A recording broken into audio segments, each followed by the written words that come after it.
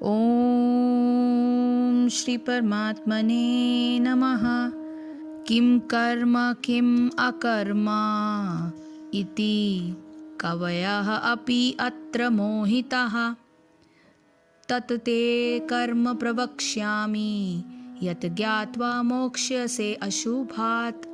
किम यानी क्या है कर्म, कर्म अकर्म यानी निष्क्रियता, इति इस प्रकार, कवय बुद्धिमान, अत्र इसी विषय में, मोहिता मोहग्रस्त रहते हैं, ततः वह ते तुमको कर्म कर्म प्रवक्ष्यामि कहूँगा, यत जिसे ज्ञात्वा जानकर मोक्ष से तुम्हारा उद्धार होगा, अशुभात अकल्याण से यानी अशुभ से। कर्म क्या है और अकर्म क्या है, इसे निश्चित करने में बुद्धिमान व्यक्ति भी मोहग्रस्त हो जाते हैं। अतएव मैं तुमको बताऊंगा कि कर्म क्या है, जिसे जानकर तुम सारे अशुभ से मुक्त हो सकोगे। कृष्ण भावनामृत में जो कर्म किया जाए वो पूर्ववर्ती प्रामाणिक भक्तों के आदर्श के अनुसार होना चाहिए। इसका निर्देश 15वें श्लोक में किया गया है। ऐसा कर्म स्वतंत्र क्यों नहीं होना चाहिए, इसकी व्याख्या अगले श्लोक में की गई है।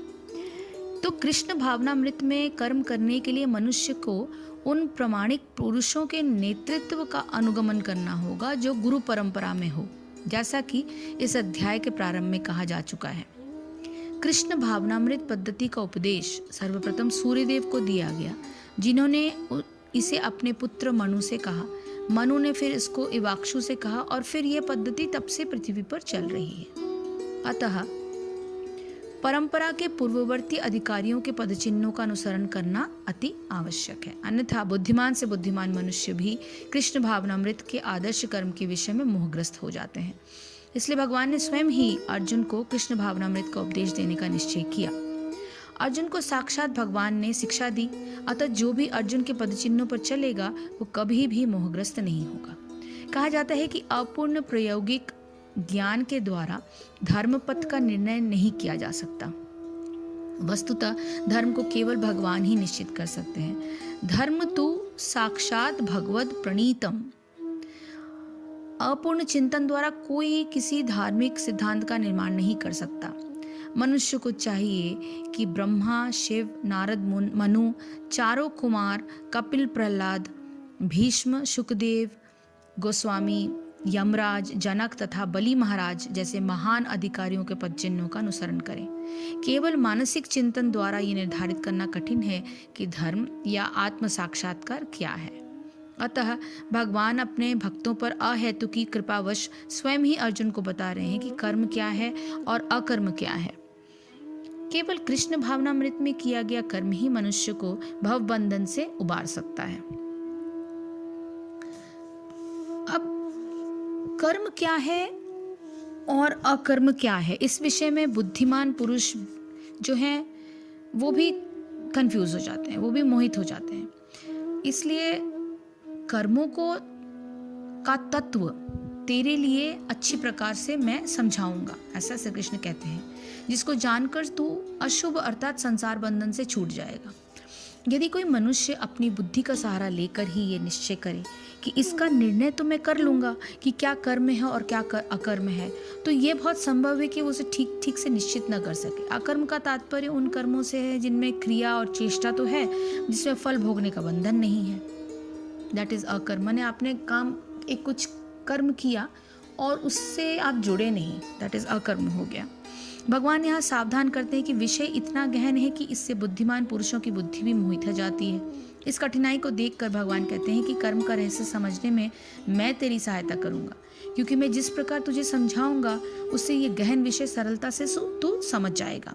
एक और भी बड़ा लाभ है कि यह लाभ कि तू महान अशुभ से छूट जाएगा, अर्थात फिर कर्म तेरे लिए बंधनकारी नहीं रहेंगे, बल्कि तुझे मोक्ष की प्राप्ति भी करा देंगे। यहाँ पर यह समझ लेना चाहिए कि मोक्ष के लिए कर्म करना ऐसा ही है जैसे गेहूं का बोना। गेहूं बोने से मनुष्य के लिए गेहूं और पशुओं के लिए भूसा प्राप्त हो जाता है, परंतु भोग प्राप्ति के लिए कर्म करना ऐसा जैसे भूसा बोना, जिससे न भूसा प्राप्त होगा और न ही गेहूं। यही वो रहस्य है जिसको इस श्लोक में भगवान ने समझाने की चेष्टा की है। अब भगवान ये आज्ञा देते हैं कि मनुष्य को कर्मों के रहस्य को जानकर ही कर्मों में प्रवृत्त होना चाहिए। इसलिए इस रहस्य को ठीक तरह से नहीं समझा गया तो अनिष्ट की संभावना निश्चित होती है। इस बात पर बल देते हुए भगवान श्री कृष्ण अगले श्लोकों का वर्णन करते हैं। कर्मणा हि अपि बोधव्यं च विकर्मणः अकर्मणः च बोधव्यं गहना कर्मणः गति। कर्मणः कर्म का, ही यानी निश्चय ही, अपि यानी भी, बोधव्यम समझना चाहिए, च भी विकर्मणः वर्जित कर्म का, अकर्मणः अकर्म का, च यानी भी बोधव्यम समझना चाहिए, गहना अत्यंत कठिन दुर्गम, कर्मणः कर्म की, गति प्रवेश गति।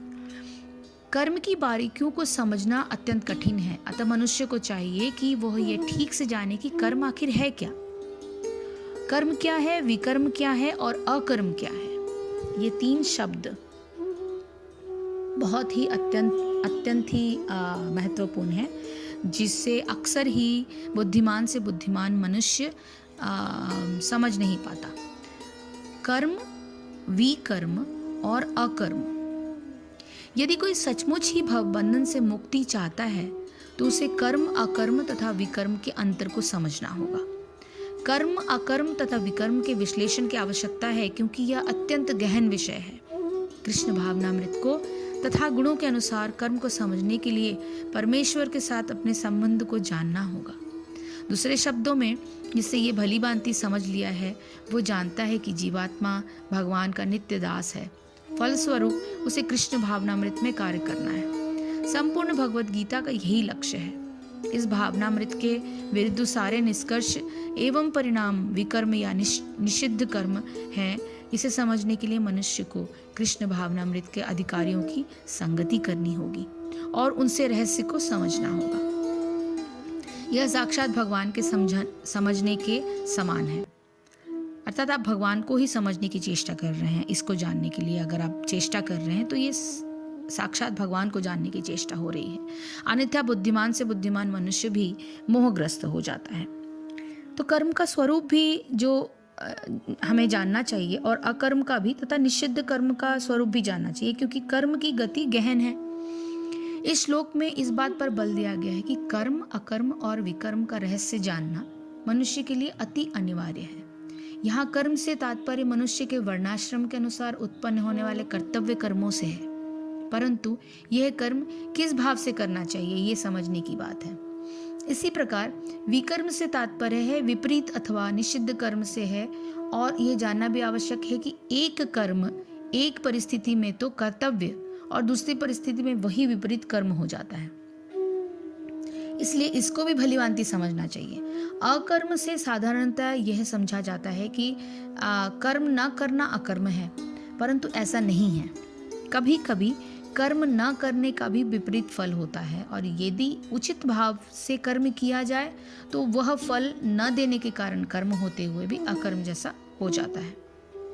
इन सब भेदों को भलीभांति समझने के लिए बड़े गहन विचार की आवश्यकता है। इसलिए कर्मों की गति को गहन बताया गया है। इससे ये नहीं समझना चाहिए कि चूंकि कर्मों की गति बहुत गहन है इसलिए कदाचित ये समझना हमारे लिए असंभव है, और आवश्यकता पड़ने पर परिस्थिति के अनुसार जैसा समझ में आए वैसा कर्म कर लेना चाहिए। इस भाव के प्रति सावधान करते हुए भगवान कहते हैं कि कर्म, अकर्म और विकर्म के रहस्य को पहले से ही भली प्रकार विचार कर लेना चाहिए। अब उस विचार के आधार को अगले श्लोक में स्पष्ट करते हुए भगवान कर्म का तत्व जो है वो थोड़ी और भलीभांति समझाने की कोशिश करने वाले हैं। हरे कृष्ण कृष्ण कृष्ण हरे हरे, हरे राम राम राम हरे हरे। जय श्री कृष्ण, जय गुरुदेव।